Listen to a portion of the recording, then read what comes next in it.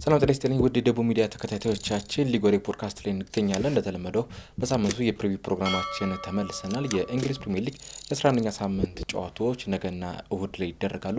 በተለይም ቶተንሃም ከማንቸስተር ዩናይትድ እንዲሁም ደግሞ ማንቸስተር ሲቲ ከሊቨርፑል የሚያደርጓቸው ጨዋታዎች ከፍተኛ ትኩረትን የሳቡ ጨዋታዎች ናቸው። ከዛም ባለፈ በፕሪሚየር ሊጉ ጥሩ እንቅስቃሴ እያደረገ የሚገኘው ዘንድሮ ወደ ሊጉ ከተመለሰ በኋላ ማለት ነው የስታዲየሙ ፍላይቱ ሰንደርላንድ የሊጉን ጠንካራ ቡድንና የሊጉን መሪ አርሰናል የሚያስተናግድበትም ጨዋታ ሌላኛው የሳምንቱ የትኩረት ነጥብ የሆነ መርሃ ግብር ነው።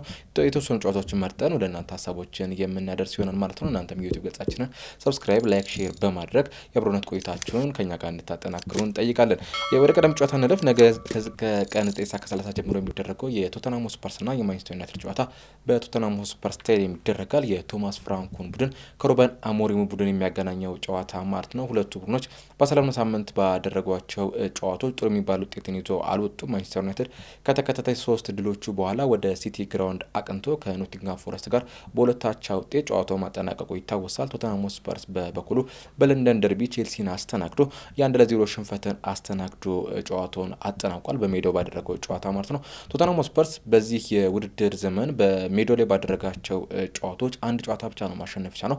ያም ጨዋታ የሊጉ የመጀመሪያ ሳምንት መርሃ ግብር በነበረው በርንሌይን 3-0 ያሸነፈበት ጨዋታ ነበረ። ከዛ ጨዋታ ውጪ አንድም ጨዋታ በቶተንሃም ሆትስፐር ስታዲየም ማሸነፍ አልቻለም። ይህም በሊጉ በሜዳቸው ዝቅተኛ ጨዋታ ካሸነፉ 4 ክለቦች መካከል አንደኛው ያድርጓል። እንዲሁም የአዌይ ቴብሉን ለብቻ ብንመለከተው ቶተንሃም ሆትስፐርስን በ17ኛ ደረጃ ላይ ነው የምናገኘው። ከዛም ባለፈ የሆም ማለት ነው በሜዳው በሚያደርጋቸው ጨዋታዎች የአዌይ ቴብሉ የምንመለከተው ደግሞ ቶተንሃም ሆትስፐርስ መሪ ሆኖ ነው የምናገኘው። ካደረጋቸው 5 ጨዋታዎች በ4ቱ አሸንፎ በአንዱ አቻን የተለያየው ከሜዳ ውጭ ባደረጋቸውና ቶተንሃም ሆትስፐርስ በቶማስ ፍራንክ ስር እየተመራ የመጀመሪያ የሜዳ ላይ ጨዋታዎቹን በውጤታማነት እያስቀጠለ አይገኝም እና ይህንን መጥፎ ቁጥር ይዞ ነው እንግዲህ ነገ ማንቸስተር ዩናይትድን በቶተንሃም ሆትስፐር ስታዲየም የሚያስተናግደው። ለቶማስ ፍራንኩ ጥሩ የማይባሉ በርካታ ያሉ ዜናዎች አሉ። በርካታ ቁልፍ የሚሏቸውን ተጫዋቾቻቸውን በጉዳት ምክንያት አጥተዋል። እነ ማዲሰን አስቀድመው ከቡድኑ መራቃቸው ይታወሳል በረዥም ጊዜ ጉዳት ምክንያት። እንደነ ቢሱማ እንደነ ኩሉሴቪስኪ የመሳሰሉ ተጫዋቾችም በነገው ጨዋታ ማንመለከታቸው ተጫዋቾች ናቸው። ማመር ቅዱስም በነገው ጨዋታ ላይ የመሰለፉ ነገር አጠራጣሪ ስለመሆኑ እየተነሳ ነው የሚገኘው እና የቶማስ ፍራንኮ ቶተንሃም ሆትስፐርስ የሜዳው መጥፎ ቁጥርና በተጨማሪ ደግሞ የተጫዋቾች ጉዳትም እንግዲህ የራስ ምታት ሆኖበት ማንቸስተር ዩናይትድን ያስተናግዳል። ቶተንሃም ሆትስፐርስ በሳምንቱ አጋማሽ ኮፐንሃገንን በሜዳው ባስተናገደበት ጨዋታ ላይ እንግዲህ 4 ግቦችን አስቆጥሮ ማሸነፉ ይታወሳል። ቶተንሃም ሆትስፐር ዘንድሮ መልካም ከማይባሉት ቁጥሮቹ መካከል አንደኛው በርካታ የግብ ዕድሎችን የማይፈጥር አይነት ቡድን ነው። ወደ 97 የሚደርሱ የግብ ሙከራዎችን ብቻ ነው ማድረግ የቻለው ይህ ቡድን። ይህም በአማካይ በጨዋታ ወደ 9.7 ማለት ነው። ይህም ደግሞ ከ1998 በኋላ በእንደ አውሮፓውያን ዘመን አቆጣጠር ማለት ነው በቶተንሃም ሆትስፐር ታሪክ በመጀመሪያ 10 ጨዋታዎች ዝቅተኛ የግብ ሙከራዎችን ያደረገበት ሆኖ ተመስግቧል። ቡድኑ የግብ ዕድሎች ከመፍጠር አንጻር ችግሮች እንዳሉበት ማሳያ ነው ብለን መናገር እንችላለን።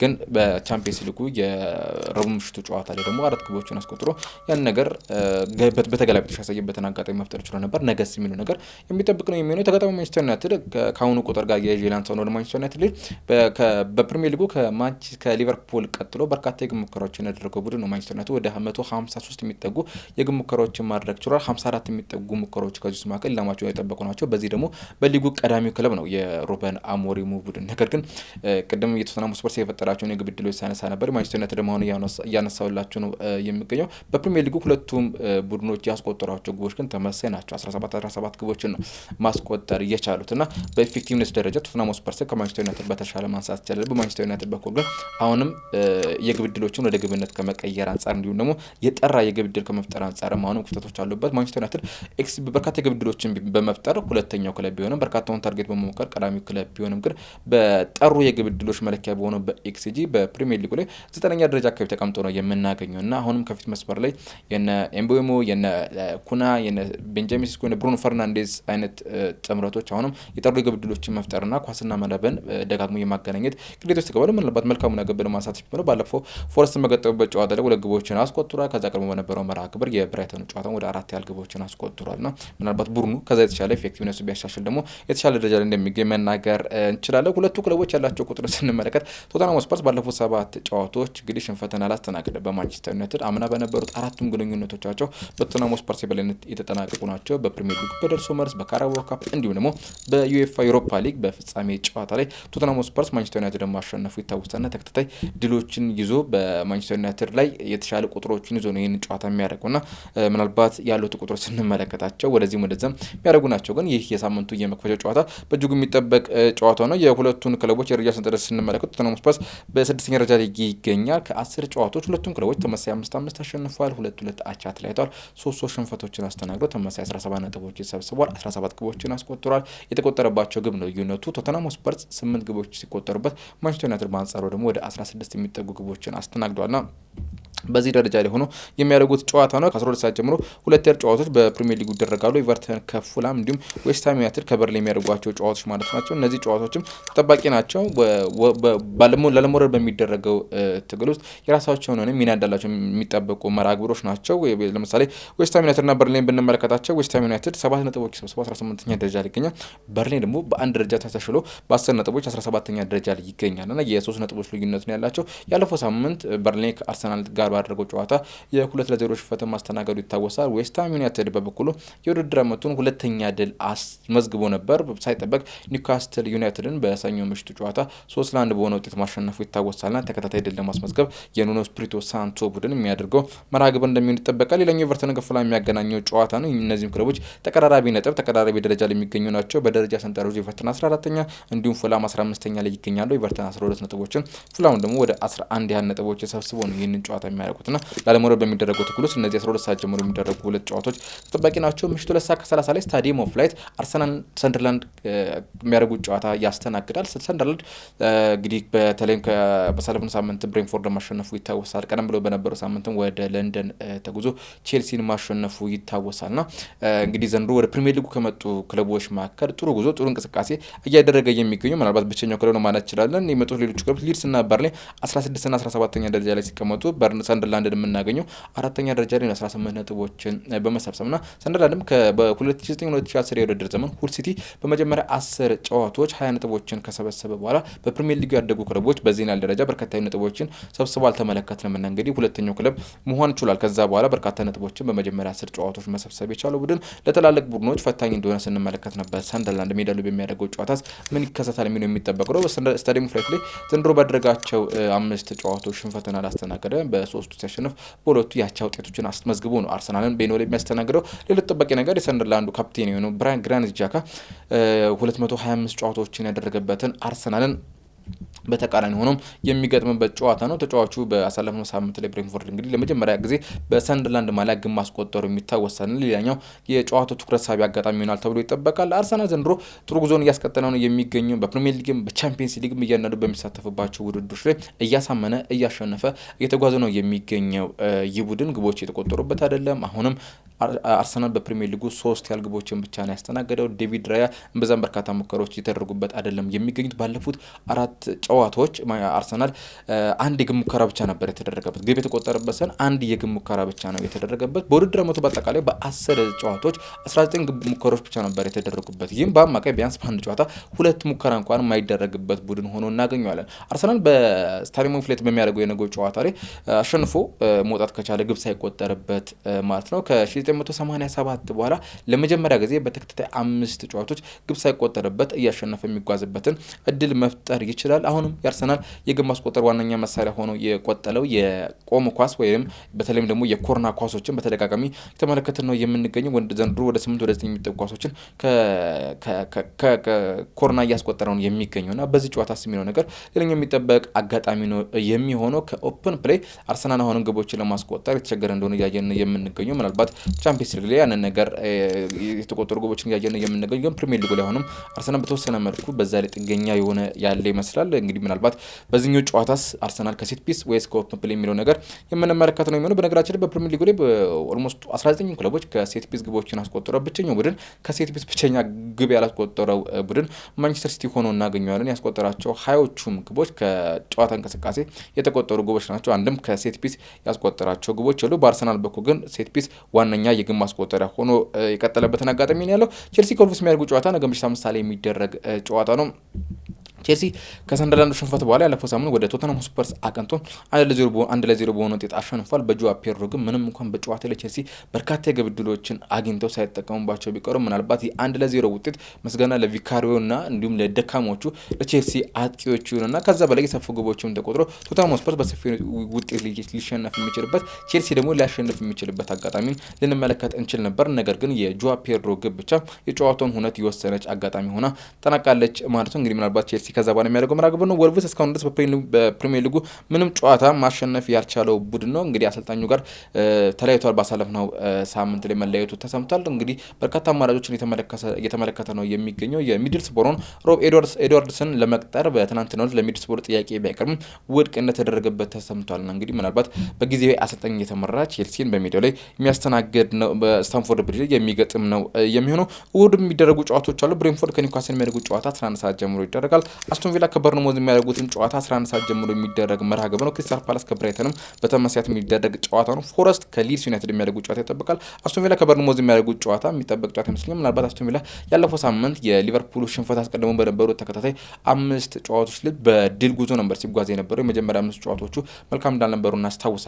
ያለፉት 5 ጨዋታዎቹ 4 ያህል መርሃ ግብሮቹ ግን እያሸነፈ ነበር ሲጓዝ የነበረው። 10ኛው ሳምንት ላይ በሊቨርፑል በአንፊልድ ሮድ በተከታታይ ሽንፈቶች ሲያስተናግድ በነበረው ቡድን መሸነፉ ይታወሳል። ከዛ ሽንፈት ማግስት በአውሮፓ ሊጉ ማካቢ ቴልአቪቭን ማሸነፉ ይታወሳል። በሳምንቱ አጋማሽና እንግዲህ ጠንካራውን በርንሞዝን ነው የሚገጥመው። በርንሞዝን ባሳለፍነው ሳምንት ወደ ሌላኛው ጠንካራው የሊግ ክለብ ወደ ሆነው ማንቸስተር ሲቲ ወይም ኢትሃድ ተጉዞ ሽንፈትን አስተናግዷልና ሁለቱ ከማንቸስተር ሲቲና ከሊቨርፑል ሽንፈት ማግስት የሚያደርጓቸው ጨዋታዎች ናቸው። ለበርንሞዝ ያ ሽንፈት የውድድር ዘመኑ ሁለተኛ ሽንፈቱ እንደነበር እናስታውሳለንና ከዛ ሽንፈት እንግዲህ በምን ያህል ደረጃ ያገግማሉ የሚለው ነገር የሚጠበቅ ነው። ክሪስታል ፓላስ ከብራይተን የሚያደርጉትም ጨዋታ ይጠበቃል። ሁለቱም ክለቦች ክሪስታል ፓላስ 16 ነጥቦችን ብራይተን ደግሞ 15 ነጥቦችን በመሰብሰብ 9ኛና 10ኛ ደረጃ ላይ ይገኛሉ። እነዚህ ክለቦች ለየትኞቹም ክለቦች ፈታኝ ክለቦች እንደሆኑ ይታወቃል። ደረጃ ሰንጠረዡ ወገብ ላይ ቢገኙም እንኳን በቀላሉ ሽንፈትን የማያስተናግዱ ልክ እንደዚህ አይነት ደግሞ እርስ በርስ ተመጣጣኝ የሆኑ ቡድኖች ጋር ሲገናኙ ጠንካራ ፉክክሮችን የምንመለከትባቸው ጨዋታዎች ናቸው። ኖቲንግሃም ፎረስትም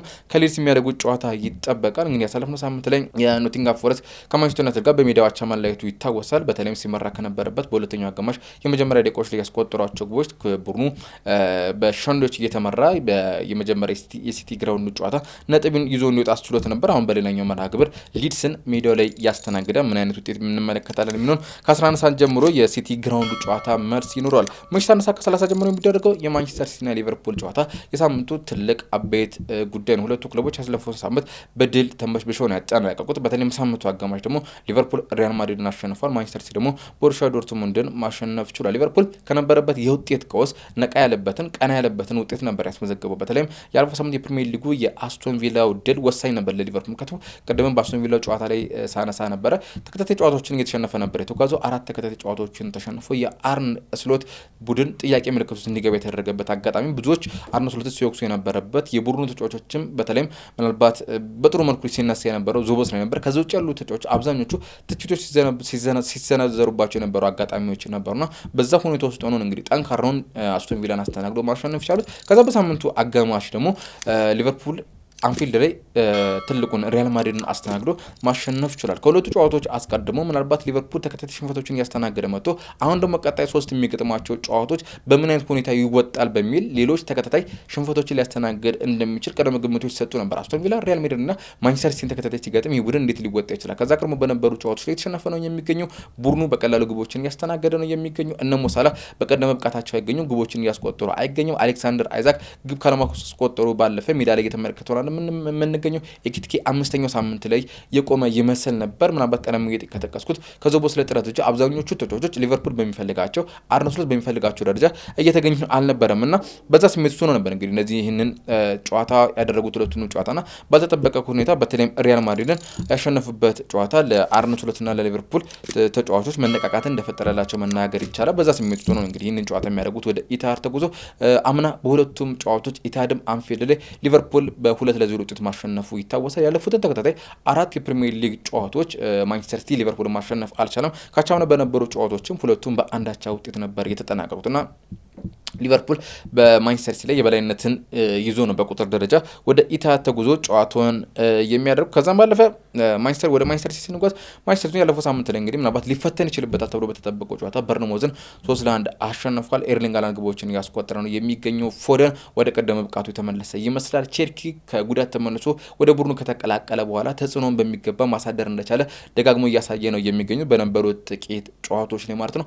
አሁንስ ሲቲ በምን አይነት ደረጃ ይቀጥላል? ምክንያቱም አርሰናል የነጥብ ልዩነቱን አስፍቶ ነው የሚገኘው። አርሰናል ቀድሞ ጨዋታውን ስለሚያደርግ ሁለቱ ክለቦች 19 እና 18 ነጥቦችን ይዘው ነው ይህንን ጨዋታ የሚያደርጉት። አርሰናል 25 ነጥቦች አሉት። ይህንን ጨዋታ ማሸነፍ ከቻለ የነጥብ ልዩነቱን አርሰናል ቢያንስ ከሊቨርፑል እንኳን 10 ከማንቸስተር ሲቲ ደግሞ ወደ 9 የሚያስፋበትን አጋጣሚ መፍጠር ይችላል ማለት ነው። በአርሰናል በኩል ይህ ጨዋታ ባቻ ውጤት ቢጠናቀቅ አርሰናል አትራፊ የሚሆንበት አጋጣሚ እንዳለ መናገር ይችላል።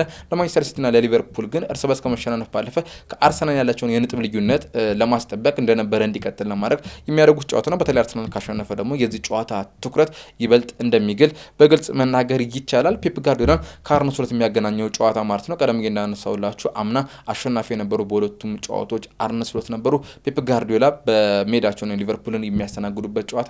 ምናልባት ማንቸስተር ሲቲ አሁንም ወጣ ገባ ያሉ እንቅስቃሴዎችን እያሳየ ነው የሚገኘው። አርሰናል ጠንከር ብሎ እየቀጠለ ነው የሚገኘው። ሌሎቹ ክለቦች ኮንሲስተንሲያቸው በሚጠበቀው ደረጃ አይደለም የሚገኘው ነው። ልክ እንደዚህ አይነት መርሃ ግብሮች ላይ ሲገናኙ ደግሞ አንዱ ጥሎ የሚሄድበት እንደሚሆን ይጠበቃል። የነዚህ ክለቦች ምናልባት በቀደሙት ዓመታት ላይ በ1990ዎቹ መጀመሪያ ላይ በተለይ በፈርጉሰንና በዌንገር ዘመን የአርሰናል የማንቸስተር ዩናይትድ ጨዋታ ይጠበቅ ነበር። ከዛ በኋላ የማንቸስተር ዩናይትድና ቼልሲ ጨዋታዎች አብዛኛው የዋንጫ ወሳኝ ነበሩ። ከዛ መቀጠል የሊቨርፑልና የማንቸስተር ሲቲ ጨዋታዎች ደግሞ በየአመቱ የሚደረጉት እነዚህ ጨዋታዎች የሊጉን የዋንጫ አሸናፊ የሚጠቆሙበትን አጋጣሚ እንደነበር በተደጋጋሚ ስንመለከት ነበር። በተለይም በክሎፕ እያሉ በሊቨርፑል ላይ የክሎፕና የጋርዲዮላን ዘመን በደንብ ነው የምናስታውሰው። አሁን ደግሞ ብዙዎቹ ወደ አርሰናል እያቀኑ ነው የሚገኙት እንደዚህ አይነት አጋጣሚዎችና የዚህ ጨዋታ ዋነኛው አትራፊው አርሰናል ለሚሆን ይጠበቃል። በተለይም የነገውን የስታዲየም ኦፍ ላይቱን ጨዋታ ከዚህ ቀደም እንደነበሩት ጨዋታዎች በድል የሚወጣ ከሆነ ማለት ነው ከምሽት 1 ሰዓት ተኩል ጀምሮ ጨዋታው ይደረጋል። የደረጃ ሰንጠረዡን አርሰናል በ25 ነጥቦች ይመራል። ማንቸስተር ሲቲ በ19 ይከተላል። ሊቨርፑል በ18፣ ሰንደርላንድ በ18፣ በርንሞዝ በ18 እስከ 5ኛ ያለውን ደረጃ ይዘው ይገኛሉ። ዌስትሃም፣ ኖቲንግሃም ፎረስትና ውልስ በወራጅ ቀጠና ውስጥ የሚገኙ ክለቦች ናቸው ማለት ነው። ተመልካቾቻችን ለዛሬ ነበረን የ11ኛ ሳምንት የቅድመ ዳሰሳ ቆይታችን ይህን ይመስል ነበር። ሳምንት በተመሳሳት በ12ኛ ሳምንት ቅድመ ዳሰሳችን እንገናኛለን። በሳምንቱ መጨረሻም በተጠባቂ ጨዋታዎች ከተለያዩ እንግዶች ጋር ወደ እናንተ የምንደርስ ነው የሚሆነው። ስለነበረ ቆይታ እጅግ ከልብ አድርገን እናመሰግናለን። የዩቲዩብ ገጻችንን አሁንም ሰብስክራይብ፣ ላይክ እና ለወዳጅ ዘመዶቻችሁ ሼር እያደረጋችሁ የአብሮነት ቆይታችሁን ከኛ ጋር አዝልቁ። ስለነበረ ቆይታ ከልብ እናመሰግናለን። መልካም ቆይታ ይሆንላችሁ።